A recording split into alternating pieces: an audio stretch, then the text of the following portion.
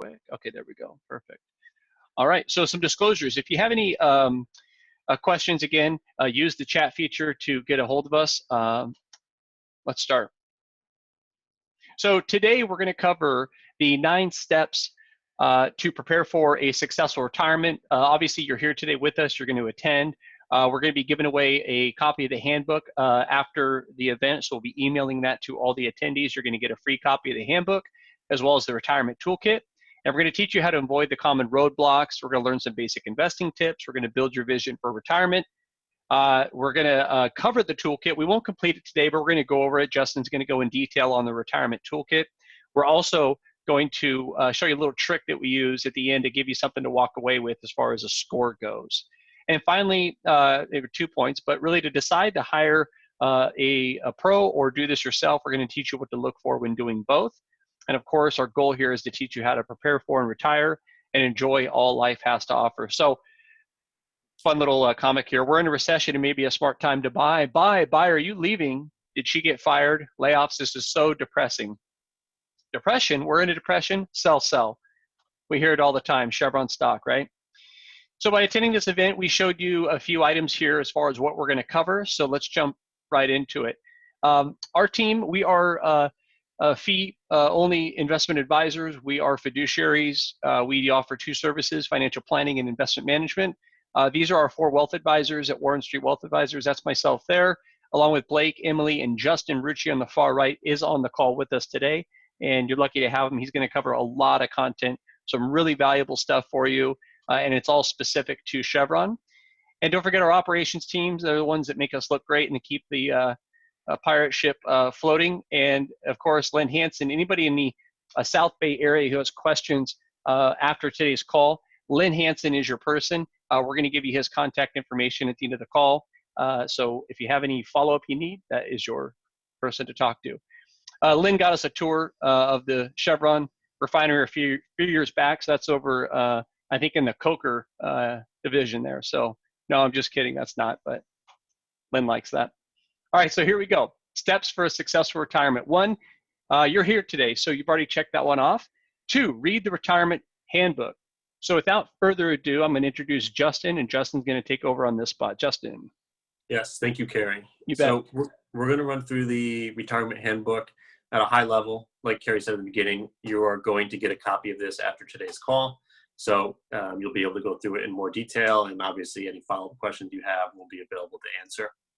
So to run through here, the first couple items on the handbook checklist here are just making sure you have a plan to begin with. And that's really the most important thing that you can do when starting to think about retirement, is making sure that you're keeping in mind the fact that you need to start planning for this. Number 3 is making sure your retirement timing is correct. And so this, in the Chevron specific population, we see a lot of individuals retire with their official retirement date basically at the end of Q1 of the calendar year. And what they'll do is essentially use their vacation time and U time to bridge them from, say, Christmas or January to that April time period. And they'll also get a prorated version of their bonus based on having worked for that first quarter. It is a very case-by-case decision, but that's frequently what we see with a lot of Chevron retirees in terms of timing. Number 4 is for individuals that are thinking about retiring early, and early in this sense is prior to the IRS retirement age of 59 and a half. The main takeaway here is just because you're not 59 and a half does not mean you cannot retire. If you have enough saved to do it, which we can help you figure out, we can also help you figure out how to plan your income so that you're not paying early withdrawal penalties. There are ways to try and retire typically anywhere in the range of 55 to 59 and a half without having to pay those penalties. Number 5 is budgeting for medical expenses. We list this one because it's one that gets forgotten a lot because it comes out of your paycheck directly and you're not proactively paying it separately. So just making sure that you're factoring in the fact that you're going to have medical expenses in retirement separate from what you're used to with it just coming directly out of your paycheck. Number 6 is say goodbye to credit card debt. We list this one because while you can retire with debt, it generally is cleaner to try and get the balance sheet as organized and consolidated as possible, which we're going to cover a little bit later in the presentation as we go through the retirement toolkit Carrie mentioned. Last one on this slide is building up 6 months worth of emergency savings. This goes hand in hand with number 6 here, is once we get the balance sheet cleaned up in terms of reducing debt, we want to try and have some cash reserves. Number 8 is building and keeping a budget. We'll go over this a little bit more detail later, but main thing here is we want to have a good idea of what your expenses are each month so we can figure out how to best plan for your retirement income and make sure that you have enough to meet those expenses. Number 9 is Social Security. So you have a number of different options with Social Security. You can take it as early as age 62, as late as age 70. Your full retirement benefit will be anywhere between 66 and 67 in most cases. So just figuring out how to make that decision, all things that we help our clients with. And lastly here, invest for retirement.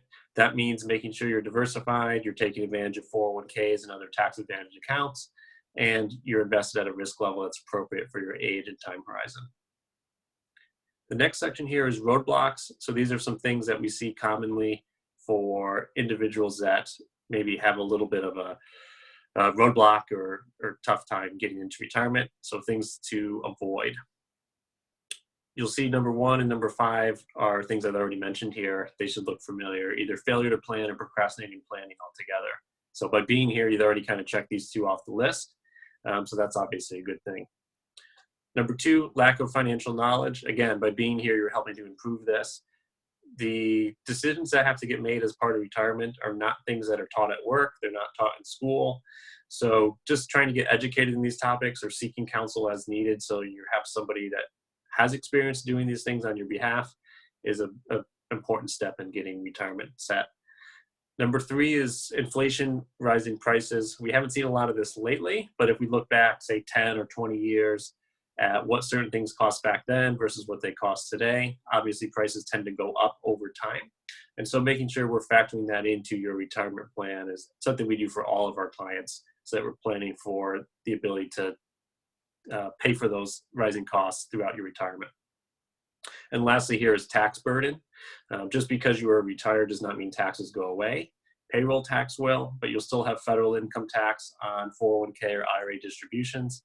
And if you're staying in California, you'll have California tax as well. So you do have a little bit more control, but you want to make sure you're planning for how those taxes will get paid. Next item here is a checklist of things to consider in regards to investing. The first one is probably straightforward, but it's really the thing that you have one of the most control over, or one of the factors you have the most control over, which is how much you're investing, how much you're able to save. Number 2 here is ability and willingness to take risks. So not just are you saving the money, but you're not sticking it under the mattress and letting it sit there. You're taking smart risk with it and trying to get that money to grow. Number 3 is diversification. So you're not just putting all your savings into Chevron stock or one particular industry. You're spreading your eggs out among multiple baskets and you're taking smart risks. Number 4 is making the most of the tax code. This means using your 401k and using the tax advantage accounts that are available to you, including the Mega Roth, which I'm going to cover in a few slides. Number 5 is rebalance. So a lot of people set up their 401k when they first started a company and then never change it after that. Over time, the markets move. So making sure that you rebalance so that your risk level is where you sought it out to be and your overall portfolio is the target allocation that you initially intended as markets move is important. And lastly here, think contrarian. So back to Carrie's cartoon in the beginning and water cooler talk, most of the time what people are saying to do is probably the opposite of what you actually want to do. So just keep that in mind as you're making investment decisions. So I'll get into the backdoor Roth, and so this goes into making the most of the tax code. This is a little bit of a complex piece, so by all means, this is something that we help clients with all the time. So if you want to use this strategy, make sure you ping us so we can walk you through all the steps and make sure it gets done properly. But I will do my best to explain the logistics of how it actually works. Basically what this is for individuals who are already hitting the maximum on their 401k, which in 2020 is either $19,500 or $26,000, depending on if you're over or under the age of 50. If you're hitting that limit on your traditional pre-tax or your Roth 401k contributions and you have excess funds that you want to save more, there's also a separate limit to 401k which is beyond those two numbers of 19.5 and 26, is 57 and 63.5. And that's actually your total 401k contribution limit that includes your initial contributions, your company match, and then what's called after-tax contributions, which I'll explain on the next slide. After-tax dollars are dollars that are contributed to the plan. Of course, after tax, as the name says, there's no tax benefit for contributing them up front, but those dollars will grow tax deferred, meaning if you put in $10 and it grows to $15, you won't pay tax on that $5 of earnings until you actually withdraw it from the account. So it's not a huge tax benefit, but there is a tax benefit of contributing after tax. The real tax benefit comes from Roth, which is instead of that $10 growing to $15, having $5 of taxable income upon withdrawal, that $10 growing to $15 comes out entirely tax-free when you withdraw it, assuming your retirement age and meet the eligibility. So if you had the choice between the two, it's pretty clear after tax is not quite as tax advantaged as Roth.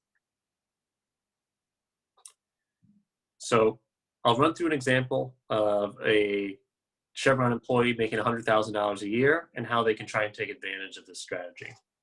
If they're making $100,000 a year, they're over the age of 50, they're able to contribute $26,000 on a pre-tax basis or Roth basis.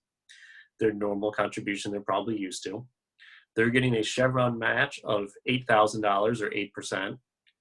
Now, if we take the total limit of 63.5 that I mentioned 2 slides ago, and we subtract the 26,000 that they've been doing, the 8,000 that Chevron does, that leaves $29,500 of extra room in that 401k account until you hit the overall 401k limit.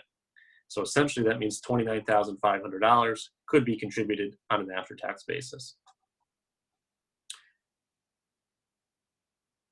If we jump here, we now have $29,500 of after-tax dollars that we contributed. Let's assume we had a lot of excess money and we wanted to contribute the full amount.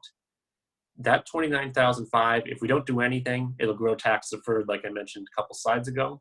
What we want to do instead is Chevron's plan, and not every 401k plan offers this, but luckily Chevron does, allows you to convert those after-tax dollars to Roth, and you can do it as often as you'd like.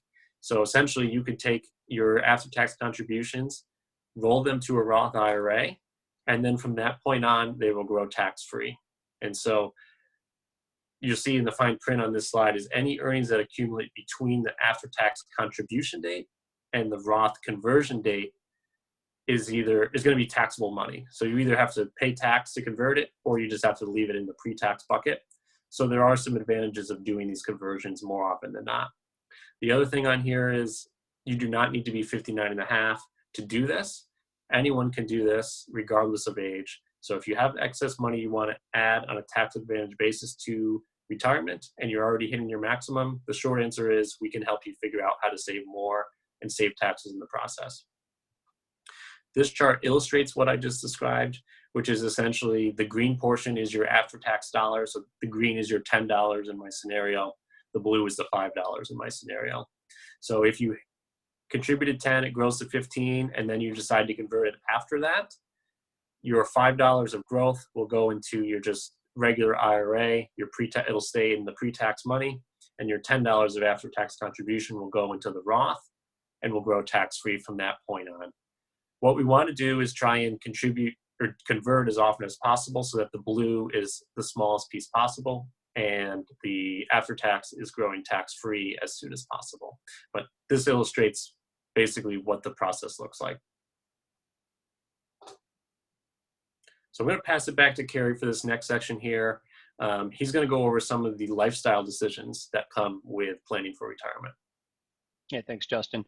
So one of the things we've found over the years of working with clients, helping them transition into retirement is once we've gone through the tax planning, the financial planning, the goal setting, and we all come to the agreement that we have enough money to retire, it's now a change in the mindset of, well, what am I going to do with all this time now? And it won't feel like all this money, but with this money, and maybe it does feel like all this money, but if it does, what do we do with our time? And so I love sharing with our team and Justin, Emily, and Lynn, when we're talking to our clients is to get them focused on the vision.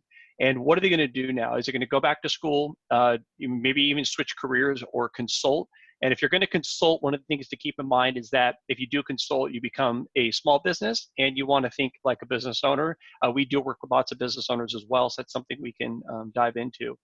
Maybe it's golf, gardening, spend more, maybe even less time with family or grandkids, travel the world, go back to school, volunteer, or rekindle past hobbies, maybe restore that old car you've been wanting to get around to. Now, where will you live? This has been an interesting topic that a lot of our clients have been asking us. So we can share with you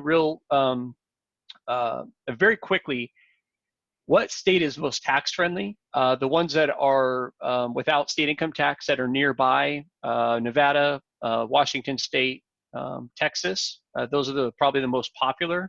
What we always encourage everybody to look at is don't just necessarily go to the most tax friendly state, but instead look for the state where the weather is good year round.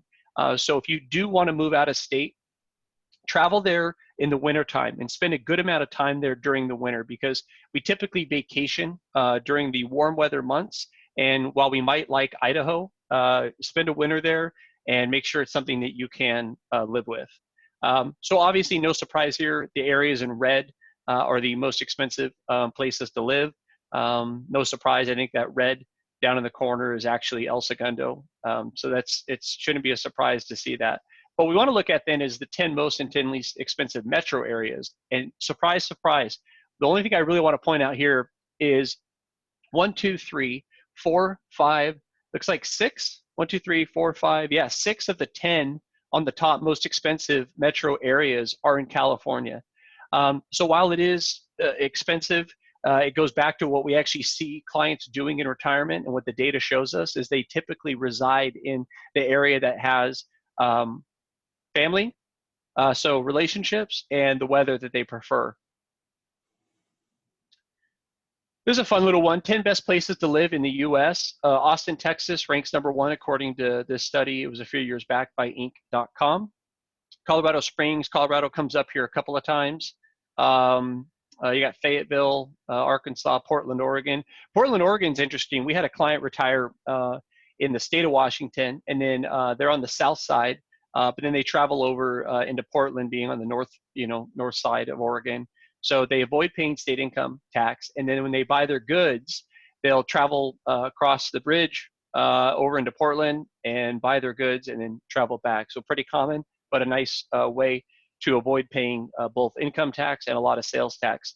The going back to our previous point, though, is it does come back to weather and relationships. They do enjoy the cold and the wet weather that both Portland and Washington State have to offer, but they have family up in the area, so it worked out very well for them, kids and grandkids there. So anticipate the unexpected, longevity risk. So the great news is we're all living longer. So this slide here shows the very top line is North America. And this is going back 1960 all the way to 2014. And so while we see everybody's living longer, it's a really good thing, right? We all get more time here on Earth. The challenge for us as planners is making sure that our clients have enough money, and that when they retire once, and we don't ever have to worry about them running out of money. So location and lifestyle impact longevity as well. This is a part of participation. So if anybody can find the chat feature and they want to chime in here, I will be asking a question. We'll come back to it. But the states here are listed for lightest color is longest life expectancy, and the dark red in the bottom there is the lowest life expectancy.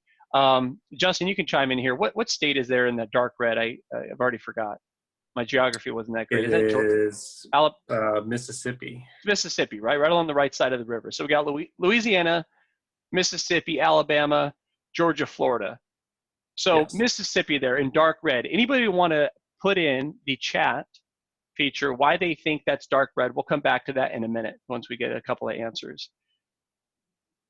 So where you live, so we talk about California being very expensive. The good news is you have a great chance of living to be into your 80s, and that's an average life expectancy. And so we actually talk to our clients at events or doing these webinars.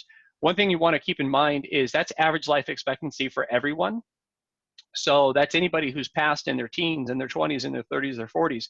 However, if you're alive today and you're attending a retirement planning webinar and you're in good health today, the odds of you living beyond the average life expectancy are far greater. So when we run a plan, somebody says, oh, the average life expectancy might be 78 or 80 years old.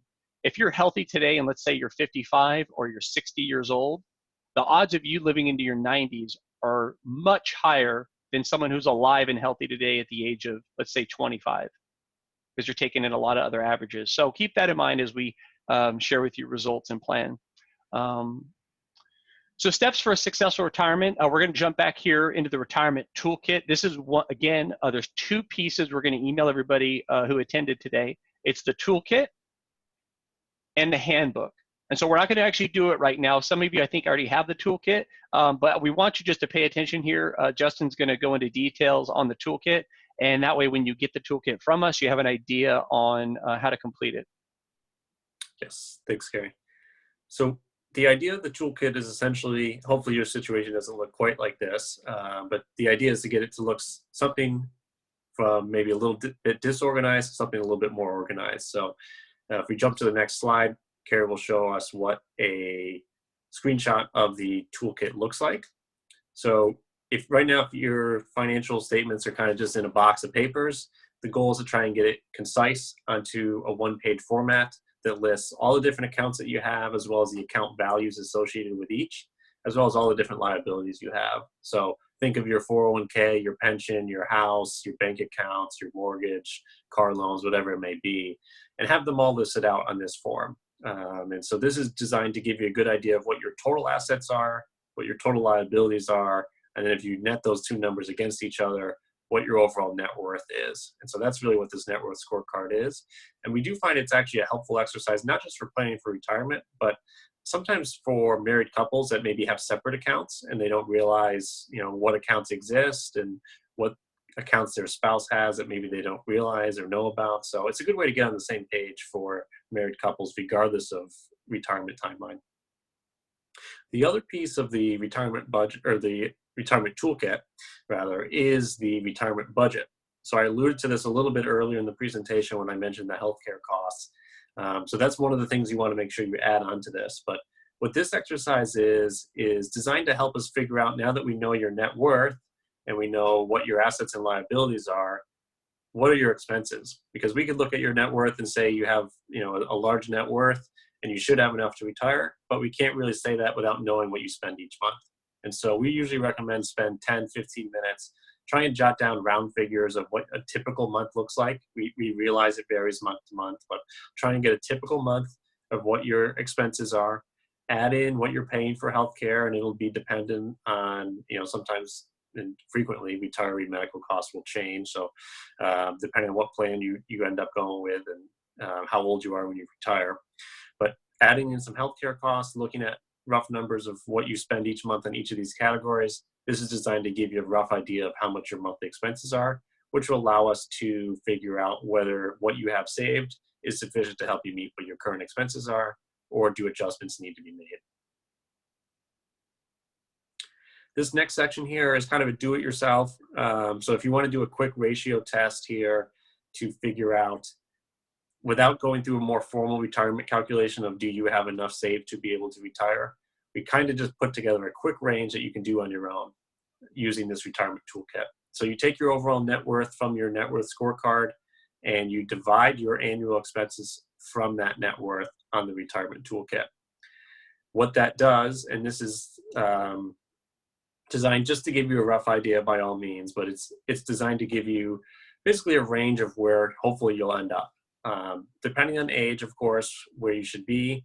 But if you divide those two numbers and you're looking at retirement, you're probably in the 55 to 65 range. You're looking for a ratio of 20 to 30.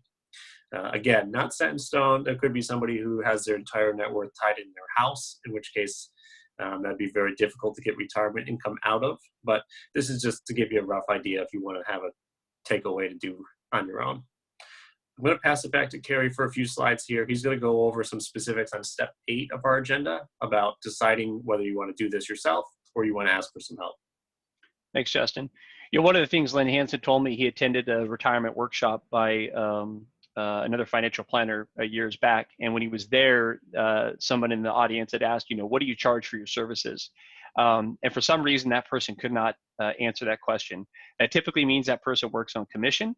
When they work as a fiduciary with a very transparent pricing, it's a very simple thing to answer. And obviously, we do quite a bit of work from the El Segundo refinery, excuse me. And so we want to be very transparent, and also just really just be out front really with this. And so what we show here is our two services: financial planning and investment management. And so 401k Assist is a service that we rolled out a couple years ago because we had a lot of people coming to us 5, 10, even 15, maybe 20 years before retirement saying, I need help with my 401k. And the challenge was it was like, okay, well, here's an allocation on a napkin, and go ahead and implement that. So what we came out with was 401k Assist, and this is where we can actually link your current Fidelity 401k plan to our system to be able to monitor and see it on a daily basis. And what we do is an annual allocation and then a quarterly adjustment or quarterly update. So every 90 days, we're reaching out to you and giving you an update on that.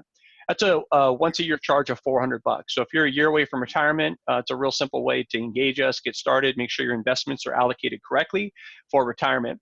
Now, if you want a comprehensive financial plan, this is based on the CFP really curriculum and coursework that covers all facets of your life when it comes to finances. That's a one-time charge. Is $1,200. We'll build you a comprehensive financial plan, and it's a subscription, which is good for an entire year. It typically takes us about 3 or 4 months to build the plan, but then you have us for the rest of the year to implement the plan, which is really when a lot of the work is done and takes quite a bit of the time.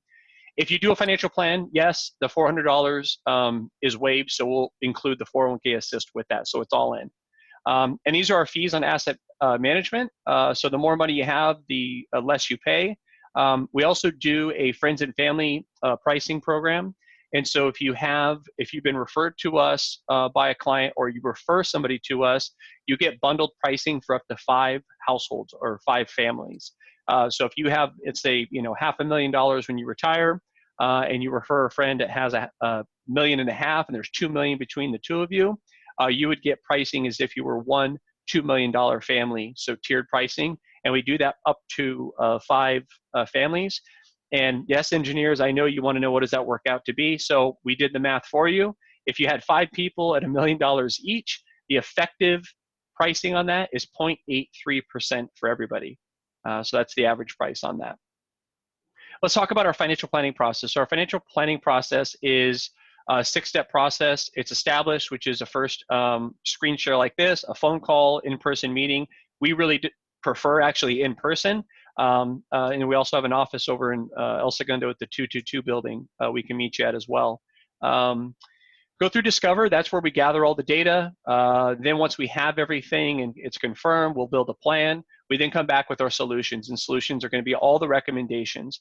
And the next part is very important to know, implementation. If we build a plan and it's perfect, but we don't implement anything, what good did we really do? Like, if we didn't make any changes to the 401k, or we didn't help somebody, gain enough confidence to either refinance the house or pay off some debt, it's all for waste. So implementation is so important to actually get the plan implemented.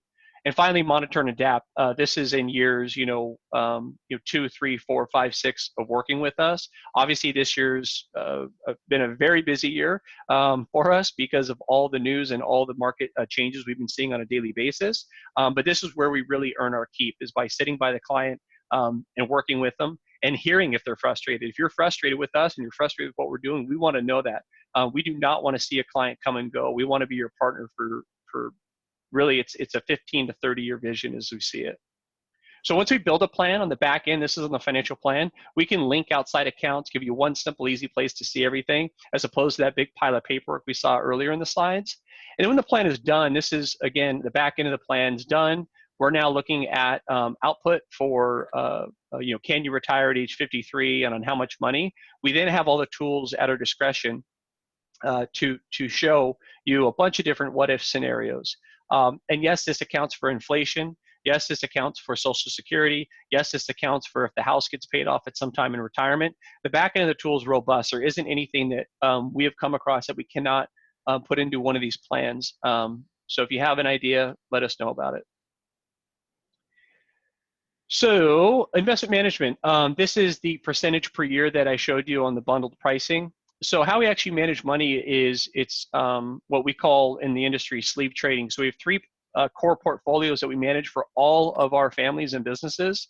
We have a global stock, a global bond, and a global real asset. We then take those three sleeves, essentially call them their own portfolios, and blend them to whatever combination we need to accomplish clients' goals and objectives. So if you can see here up at the top, your custom portfolio, you could be 100% global stock, 100% global bond, or 100% global real asset. The chances of that are actually pretty rare. It's usually a combination of those three portfolios. It's why we have the three to combine them. So, you know, especially like this year, some will zig when others zag. And then on the back end of those portfolios in the global stock, you can see here what actually makes up a global stock portfolio. It's obviously large cap US, mid cap, small, developed, international, emerging markets. And then on the global bond, it's important to note that it's not just U.S. Treasuries or corporates. You also have asset-backed security, high-yield debt, junk bonds, developed foreign bonds, emerging market. Just because maybe rates are extremely low here doesn't mean they're low everywhere. Sure, some countries have gone negative. Will we? We shall see. But we can also just try to find opportunities elsewhere. And in global real asset, this is what we call kind of a diversifier or non-correlated assets. They have volatility of equities, so we're very careful on how much we add to a portfolio. But our goal here is to get the real assets to act differently than the global stock strategy would there at the top. Our investment principles, I don't know, at our physical events, we give a copy of this out. So if anybody wants a copy of any of this stuff or the slides, just please let us know. Send us an email or just put in the chat, and we'll send you anything you like here. I'm going to pass it back to Justin real quick. He's going to give one a little extra topic here. We get a lot of questions on ESOP shares. Sure. Yeah, absolutely. This is, like Carrie said, a very common question in the Chevron crowd. So we want to make sure that we address this. Basically, if you look at your 401k statement and you have Chevron stock, you probably have both ESOP shares or ESOP shares as well as common shares. And there's an important distinguishment that you want to make between these two. So to start, just talking about Chevron stock and company stock as a whole, one thing you want to keep in mind is you don't want this to become too large a percentage of your overall savings, because we're already relying on Chevron for our paycheck, our health benefits, and insurances, our company match, so our retirement contributions, our pension. We don't want all our savings tied up in the performance of Chevron also, when we really take a step back and think about all the other things that we're relying on Chevron for. So if we know that we don't want to have too much in Chevron, now we go back to my initial point, which is the difference between ESOP shares and common shares. Basically, what we want to look at is potentially reducing or eliminating the common shares while maintaining the ESOP shares in most cases. Now, the ESOP shares we want to maintain primarily because they have certain tax benefits that go along with them. That tax benefit is called net unrealized appreciation, or NUA. So we want to make sure we're developing an asset allocation plan that takes into account the tax impact of these ESOP shares, which I'm going to explain on the next slide. Here's basically, if we had to put a bar graph together to explain the tax benefit of ESOP shares, this is it. So if you do nothing, if you just treat your ESOP shares like anything else, or if you sell your ESOP shares and reinvest it in something else, when you eventually withdraw that money from the account, it will all be taxable as ordinary income, which is essentially taxed the same way as a wage would be. If instead you leave the ESOP shares as is, and you take advantage of a certain process, there's a couple logistical steps, relatively straightforward. We're able to do it for clients all the time at retirement to separate these ESOP shares. Then you can take advantage of this NUA strategy, which effectively allows you to pay capital gains rates on the increase of the value in the shares instead of ordinary income. What this basically looks like is your ESOP shares were given to you so many years ago that the cost basis is very low on them. So you have an upfront tax impact when you do this strategy where you're going to pay tax on that cost basis of the shares. But all the increase, which is the majority of the value of the shares in most cases, is going to be taxed at long-term capital gain rates, which is either 0%, 15%, or 20%, depending on your tax bracket. In many cases, the example I like to use on this is if you're retiring and in the first couple of years, your only source of income is taking from your Chevron stock, you're paying 0% federal tax on up to about $78,000 of income if you were married. And so potentially this could result in a pretty substantial tax savings for a lot of people. So that's why we want to make sure we're taking advantage of that as applicable. The last thing I wanted to throw in here is there's been a lot of rumblings about what's in this stimulus package that Congress and the president just passed. And there are a couple of things in here that impact retirees. For one, 2020 RMDs or required minimum distributions are waived.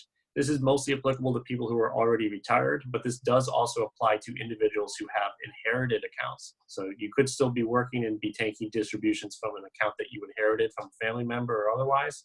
You do not need to take a required minimum distribution from that account if you do not want to in 2020. You also have the ability to take up to $100,000 from an IRA. If you have an existing IRA right now, even if you were under the age of 59 and a half, they're going to exempt the 10% penalty. There will still be tax on that distribution, but they're also giving you the ability to have that tax over 3 years. So if you take $100,000 out, you can pay tax on $33,000 today, and then the other $66,000 over the next 2 years if you'd like. You also have the ability to pay that distribution back. And so if you just need kind of a short-term bridge loan and you want to pay that money back into the account, you can do so and get basically a refund of the tax paid in the previous year's tax return if you pay that back.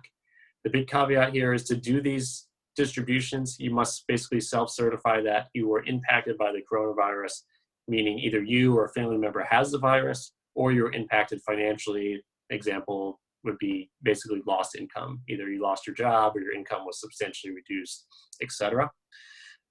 You also have the ability, if you're still working and you want to take a 401k loan, historically the most you'd be able to take out from a 401k loan is $50,000. They actually doubled that to $100,000. Again, meant for individuals who are impacted by the virus. And the big thing I will point out on this is just because they have offered these does not mean you want to take advantage of them. I would look at these as a opportunity if you were seriously impacted by the virus and need the money. But if you're still working, getting a paycheck, and don't necessarily need the money to live, you probably don't want to take advantage of these. If you have questions or if you're thinking about doing this, you can always ping us and contact us, and we can talk through the specifics of your situation to see if it makes sense.